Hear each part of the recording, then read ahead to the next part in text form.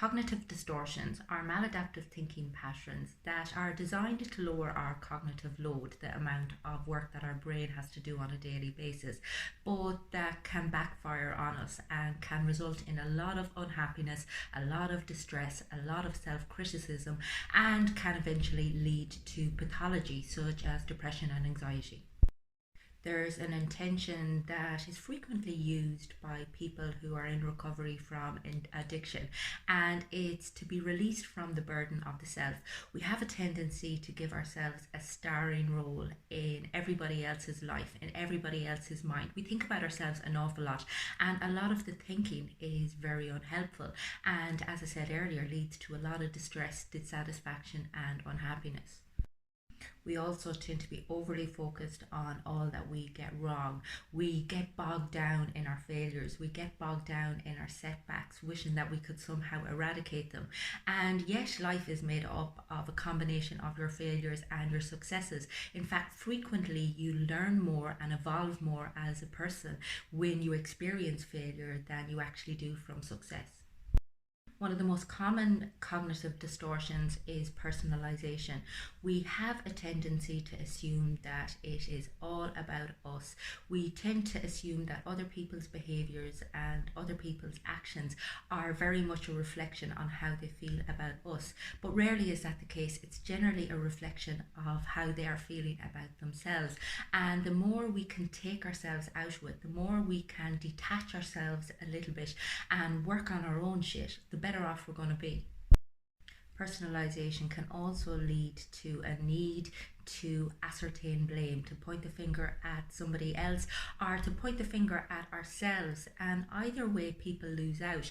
There is a disconnection between ourselves and the person that we are pointing the finger at, or there is a disconnection from the self when we are judging ourselves for everything that we perceive that we've done wrong.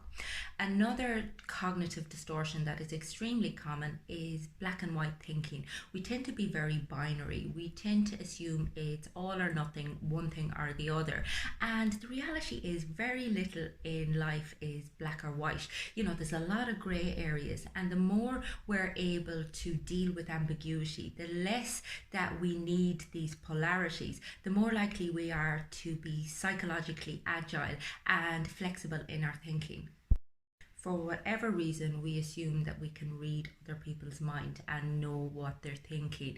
And it's so important that we're able to detect when we're doing that and to take a step back from it, because ultimately the only way you know what's going on for somebody else is by actually asking them.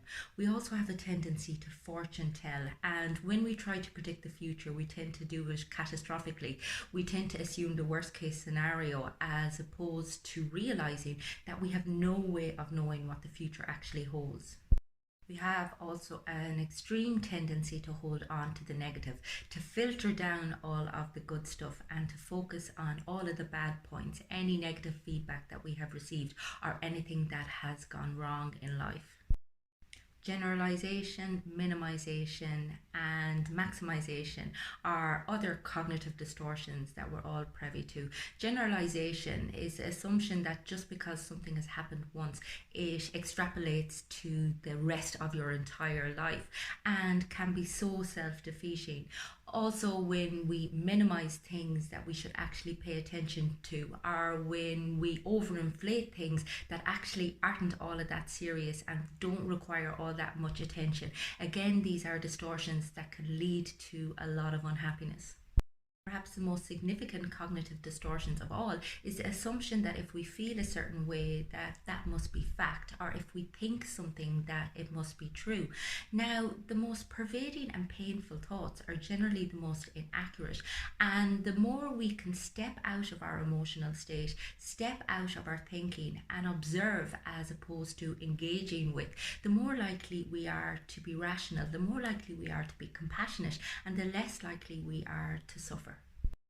When we become a compassionate observer of our experience, we are able to recognize that our thoughts are just thoughts and feelings are just feelings. And yes, they may hurt, and yes, they may cause us distress, but we do not have to dance with them. We do not have to overly engage with them. And the less we do this, the more energy we have to be proactive on the things that we can actually work on and the things that will benefit us. If you would like to understand how these cognitive distortions apply to your life scenario, then get in touch with me on the website. It's fundamentals.ie.